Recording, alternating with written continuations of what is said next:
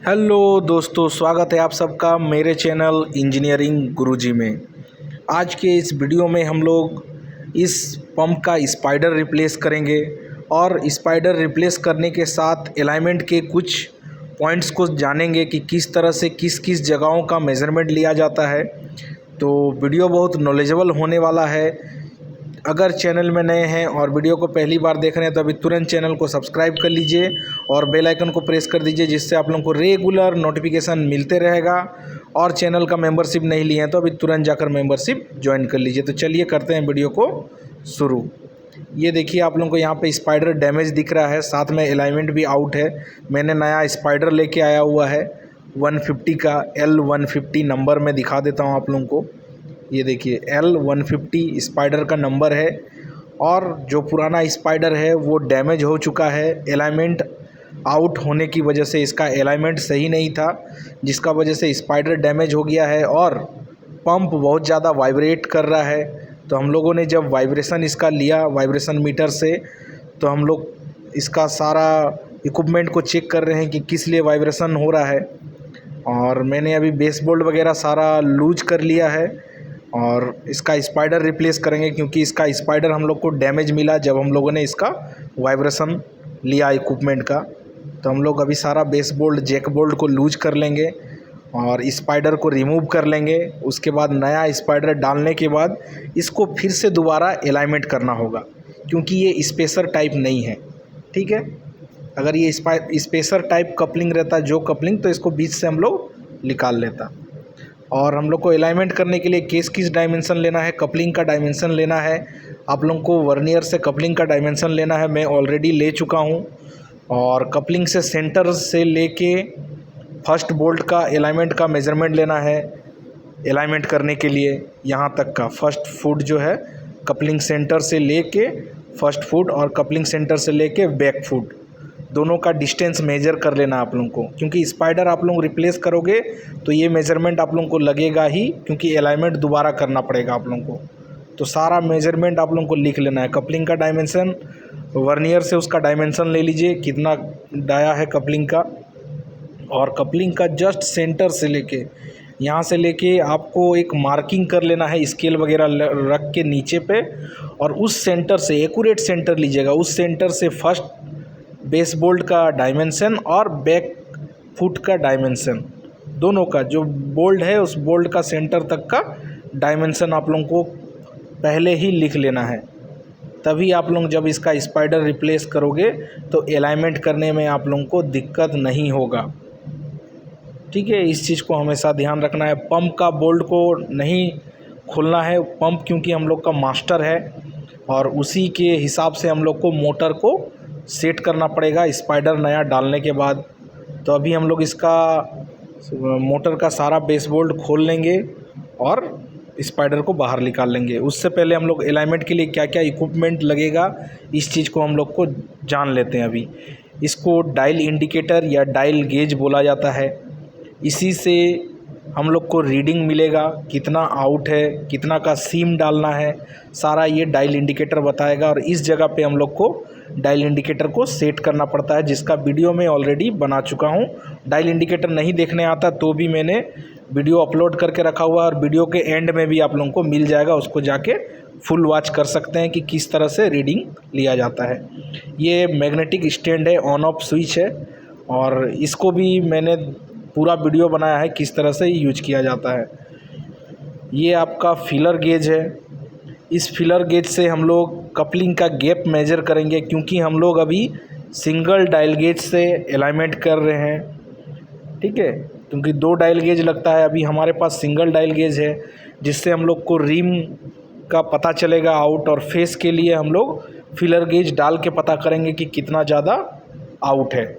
इस तरह से भी कर सकते हैं। और अगर डबल डायल गेज लगाए हैं तो फिलर गेज का ज़रूरत आप लोगों को नहीं पड़ेगा। एक मेज़रमेंट टेप चाहिए, जिससे आप लोगों को मेज़रमेंट लेना पड़ेगा।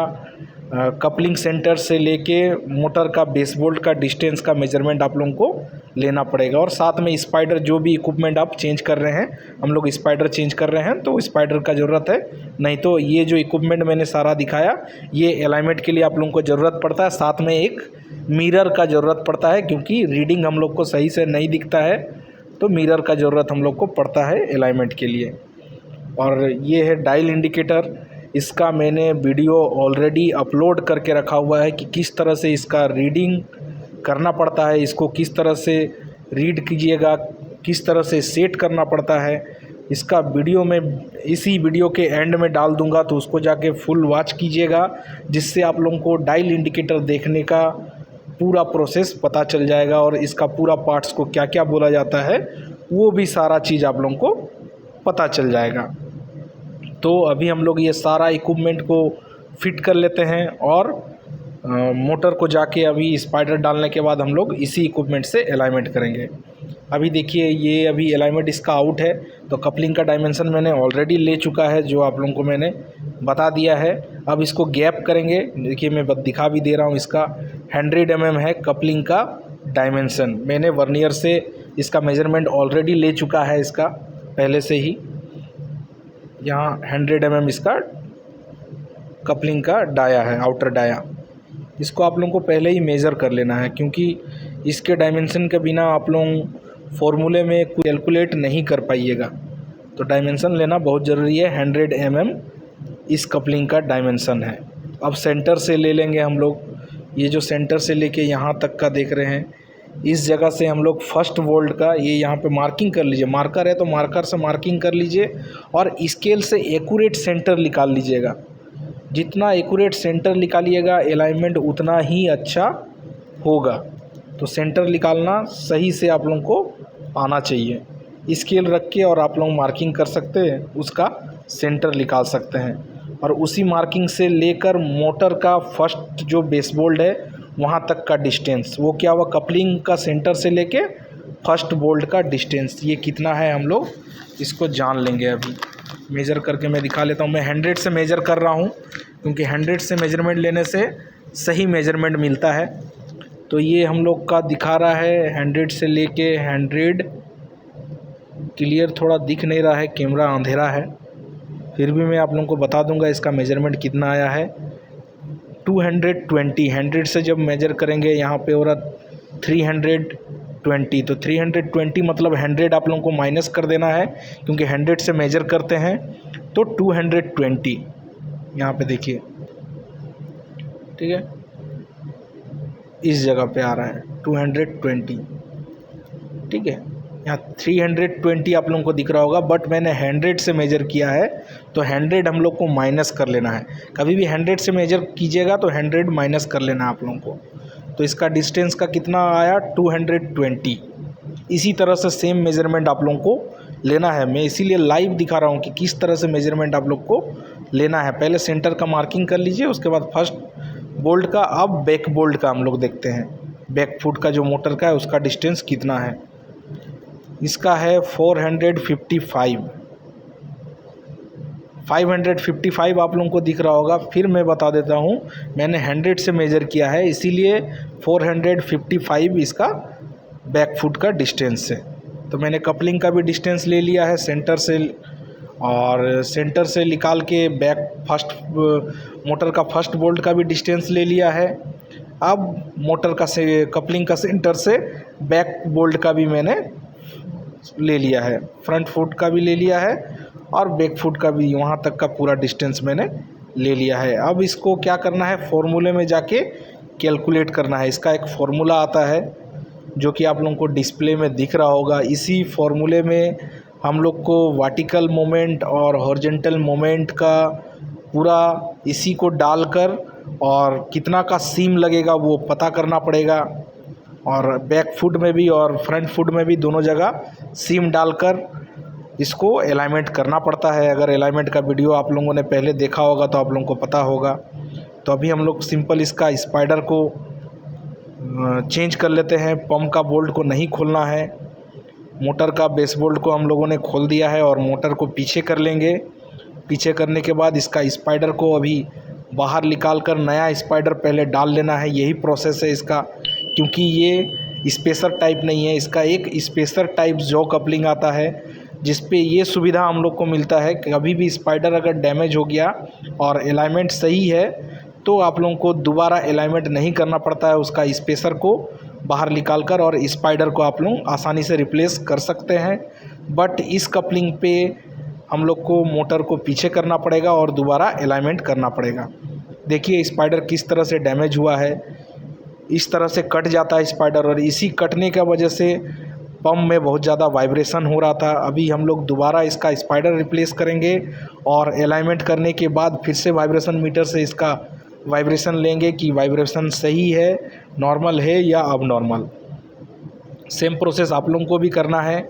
कभी भी आप लोगों को पंप में वाइब्रेशन मिले तो सबसे पहले स्पाइडर को चेक कीजिए और दोनों बियरिंग और इम्पेलर, ये चारों पॉइंट को चेक करना पड़ता है। अभी हम लोग इसको मोटर को डाल देंगे तो जो आप लोगों को स्पाइडर में छोटा सा एक बिंदी दिख रहा है वो गैप को मेंटेन करने के लिए 3 mm का गैप कपलिंग के बीच में रखना पड़ता है। तो ये स्पाइडर में ऑलरेडी बना हुआ है, आप लोगों को गैप मेंटेन करने का ज़रूरत नहीं है। 3 mm का गैप ऐसे ही मेंटेन हो जाएगा। तो पुराना स्पाइडर हम लोगों ने रिप्लेस कर दिया है, पंप को नहीं खोला है, मोटर का बेस बोल्ट खोला हुआ है। अब हम लोग इसको क्या करेंगे, पहले स्केल से अलाइनमेंट कर लेंगे। सबसे पहले अलाइनमेंट से पहले स्केल से अलाइनमेंट कर लेना है, क्योंकि बहुत ज़्यादा आउट होगा तो आप लोग डायल से अलाइनमेंट नहीं कर पाएंगे। इसीलिए पहले स्केल लगाकर और उसके बाद सीम वगैरह डालकर रेडी कर लीजिए। जो हल्का माइनर अलाइनमेंट आउट रहता है उसको डायल गेज से करना पड़ता है, क्योंकि वो हम लोग को पता नहीं चलेगा। 1 mm 2 mm का अलाइनमेंट आउट रहेगा तो वो पता नहीं चलेगा। उससे ज़्यादा हम लोग को स्केल से पता चल जाता है, उसको हम लोग को स्केल लगाकर अलाइनमेंट कर लेना पड़ता है। इस तरह से डायल को आप लोगों को सेट करना है 0 पे, और उसके प्लंजर को 1-2 बार हिलाकर इस तरह से ऊपर खींचते हुए देखना है कि कहीं फंस तो नहीं रहा। दोबारा वो 0 पे ही आके रुकना चाहिए। उसके बाद ही आप लोगों को अलाइनमेंट स्टार्ट करना है, क्योंकि बहुत बार प्लंजर फंस जाता है और रीडिंग गलत बता देता है, जिसका वजह से अलाइनमेंट सही से नहीं हो पाता है। तो इस तरह से आप लोगों को डायल इंडिकेटर को सेट करने के बाद प्लंजर को 2-4 बार खींच के या हिलाकर आप लोगों को देख लेना है कि 0 पे कांटा दोबारा आ रहा है कि नहीं। और 5 mm का लोड डालना है छोटे वाले डायल इंडिकेटर में। इसका मैंने रीडिंग लेने का वीडियो ऑलरेडी बना चुका है और इस वीडियो के एंड में भी मैं डाल दूंगा, ठीक है। तो उसको आप लोगों को जाके वॉच करना है, अगर रीडिंग लेने नहीं आता है तो किस तरह से रीडिंग लिया जाता है इस वीडियो में बताऊंगा, तो वीडियो बहुत ज़्यादा लंबा हो जाएगा। और फॉर्मूला को भी यूज करना नहीं आता है, किस तरह से कैलकुलेट करते हैं, तो उसका भी वीडियो मैं इसी के वीडियो के एंड में डाल दूंगा प्लेलिस्ट। उसको जाके फुल वॉच कीजिएगा तो पता चल जाएगा किस तरह से इस डायमेंशन को फॉर्मूले के साथ यूज किया जाता है, जो फॉर्मूला आप लोगों को डिस्प्ले में दिख रहा है, ठीक है दोस्तों। अभी सिंपल में अलाइनमेंट करके आप लोगों को दिखाता हूँ। मैंने अभी देखिए यहाँ पे हम लोग को आउट दिख रहा है माइनस में, ठीक है। माइनस कितना है,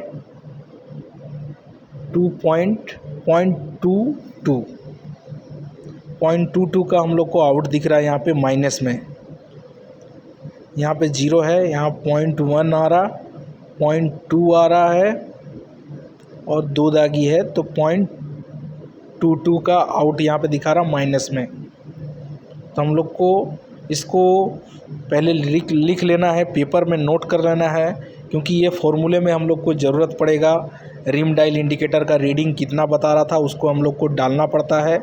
और फेस डायल इंडिकेटर हम लोगों ने इस पर नहीं यूज किया है, तो अभी फिलर गेज डालकर फेस कितना ज़्यादा आउट है उसको भी नोट कर लेंगे, क्योंकि दोनों का ही हम लोग को रीडिंग नोट कर लेना पड़ता है, फेस डायल इंडिकेटर का और रिम डायल इंडिकेटर का। तो रिम डायल इंडिकेटर का तो हम लोग को पता चल जा रहा है अभी कि कितना आउट है, -0.22 का आउट यहाँ पे दिखा रहा है। और फेस डायल इंडिकेटर के लिए हम लोग फिलर गेज डालकर इसको चेक कर लेंगे। एक बार नीचे फिलर गेज डालना है, उसके बाद एक बार ऊपर लाकर फिलर गेज को दोबारा डालना है। जिस तरह से डायल में हम लोगों ने 0 सेट किया, फिर नीचे ले जाकर देखा कितना आउट है, सेम करना है। एक बार आप लोगों को फिलर गेज को कपलिंग के गैप में डालना है नीचे की ओर, उसके बाद ऊपर में लाकर डालना है। उतना ही फिलर गेज जा रहा है या उससे ज़्यादा जा रहा है, अगर ज़्यादा जा रहा है तो ज़्यादा से कम फिलर गेज जहाँ पे गया है उसको माइनस कर देना है, तो आपको कितना आउट है वो पता चल जाएगा। अभी हम लोग फिर से दोबारा रीडिंग ले लेते हैं, क्योंकि कंफर्मेशन बहुत ज़्यादा ज़रूरी है। अलाइनमेंट करते समय ही दिमाग को एकदम ठंडा रखना है, हड़बड़ा के अलाइनमेंट नहीं होता है कभी भी। अलाइनमेंट करने के लिए दिमाग को बहुत ज़्यादा ठंडा रखना पड़ता है और कैलकुलेट सही तरीके से करना पड़ता है। 2 बार रीडिंग ले लीजिए, आप 3 बार रीडिंग ले सकते हैं आपको अगर गलत रीडिंग मिल रहा है तो हम लोग दोबारा इसका रीडिंग ले लेते हैं सही से जीरो करके, और इसका दोनों मोमेंट को हम लोग चेक कर लेंगे, वर्टिकल मोमेंट को भी और हॉरिजॉन्टल मोमेंट को भी, कि कितना ज़्यादा आउट दिखा रहा है। वर्टिकल मोमेंट में मैंने दिखाया ऊपर जीरो किया और नीचे ले जाकर मैंने दिखाया 0.22 का आउट दिखा रहा था माइनस में। अभी हम लोग इसका राइट साइड में जीरो सेट किए हैं और लेफ़्ट साइड की ओर इसका डायल इंडिकेटर को लेकर आएंगे और इसका देखेंगे कि कितना आउट है, और उसी हिसाब से इस सिम को हम लोग को डालना पड़ता है। सिम उसी का हिसाब से जब कैलकुलेट करके जो आंसर आएगा उसी डायमेंशन का सिम आप लोग को डालना है। बैक फुट का भी फॉर्मूला में अप्लाई करना है इस सारे रीडिंग को, और फ्रंट फुट के भी फॉर्मूले में आपको अप्लाई करना है ये सारा डायमेंशन जो हम लोगों ने लिया, और सिम डालकर या सिम निकालकर आपको टाइट करना है। इसका मैं वीडियो के ख़त्म होने के बाद मैं डाल दूंगा, उसको जाके ज़रूर वॉच कीजिएगा, क्योंकि इस पे अगर मैंने अभी कैलकुलेट करके आप लोगों को दिखाया तो वीडियो बहुत ज़्यादा लंबा हो जाएगा और आप लोग समझ नहीं पाइएगा। तो वर्टिकल के लिए क्या करना है, ऊपर पे जीरो करना है और नीचे ले जाकर रीडिंग लेना है, ठीक है। और अब हम लोग को वर्टिकल मोमेंट का पता चल जाएगा, इस तरह से जीरो करके और नीचे ले जाके इसको चेक कर लेना है। और हम लोग को हॉरिजॉन्टल मोमेंट के लिए क्या करना है, अभी हॉरिजॉन्टल मोमेंट के लिए हम लोग को राइट साइड की ओर ले जाना है डायल इंडिकेटर को, और लेफ़्ट की ओर लेके आना है, उसको घुमा के कितना आउट है उस चीज़ को चेक करना है। यहाँ पे देखिए अभी मैंने इसका सारा कैलकुलेट कर लिया है, और कैलकुलेट करने के बाद इस पर सिम वगैरह सारा हम लोगों ने डाल के मोटर को टाइट कर दिया है। इसका फॉर्मूला आपको फिर से जानना है तो मैं बता दे रहा हूँ, इसी वीडियो के एंड में आपको दूसरा वीडियो मिल जाएगा जिसको जाकर आप लोगों को फुल वॉच करना है। अभी मैं इसको आप लोगों को ऊपर लाकर दिखाऊंगा, इस पे आप लोगों को जीरो ही देखने को मिलेगा, ठीक है। जब आप लोग इसका बेस बोल्ट वगैरह सारा टाइट कर लोगे तो उसके बाद आप लोगों को क्रॉस रीडिंग लेना है। क्रॉस रीडिंग में क्या आपको रीडिंग आना चाहिए, 0.04 के अंदर पे रीडिंग आना चाहिए आप लोगों का। 0.04 के अंदर रीडिंग आ रहा है मतलब अलाइनमेंट आपका सही है।